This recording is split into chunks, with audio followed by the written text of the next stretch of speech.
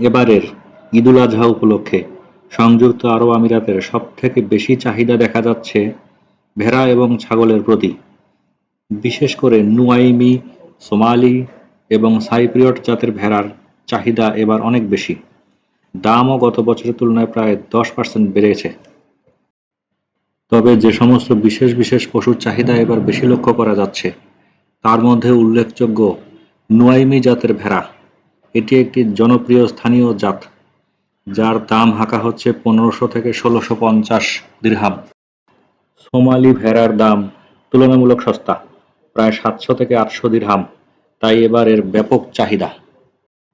Cypriot এবং নাজদি জাতের ভেড়া এবার দাম হাঁকা হচ্ছে 1850 থেকে 2000 দিরহামের মধ্যে। মধ্যম আয়ের ক্রেতাদের মধ্যে তা জনপ্রিয়। এছাড়াও আছে সার্ডিনিয়ান ভেড়া, যার দাম প্রায় 2300 থেকে 2800 দিরহাম। সাধারণত উচ্চ আয়ের পরিবারের মধ্যে এর চাহিদা বেশি।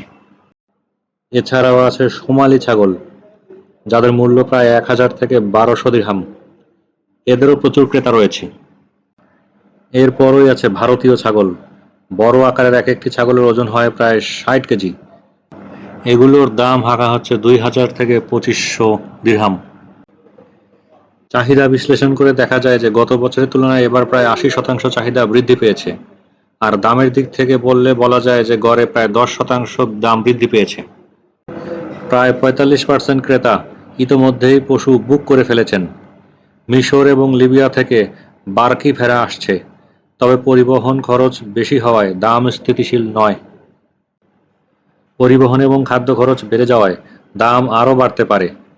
এছাড়াও অবৈধ কসাইখানা এড়িয়ে চলাটাই বুদ্ধিমানের কাজ। সরকার অনুমোদিত স্লটার হাউস ব্যবহার করলে স্বাস্থ্য এবং নিরাপত্তা নিশ্চিত হয়। এছাড়াও অগ্রিম বুকিং করলে দাম এবং সরবরাহের সুবিধা পাওয়া যায়।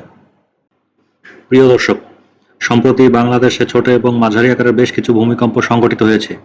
এই সমস্ত ভূমিকম্পে যেসব বহুতল ভবন কোড এড়িয়ে ডিজাইন প্রস্তুত করা হয়েছিল সেই সমস্ত ভবনই বেশি ক্ষতিগ্রস্ত হয়েছে। তাই কোড ভিত্তিক বিল্ডিং ডিজাইনের কোনো বিকল্প নেই। Factory, workshop, warehouse, residential building, commercial complex এর ভূমিকম্প সহনশীল নকশার জন্য ডেসক্রিপশন বক্সে দেখানো নম্বরে যোগাযোগ করুন। প্রকৌশলী আহসান।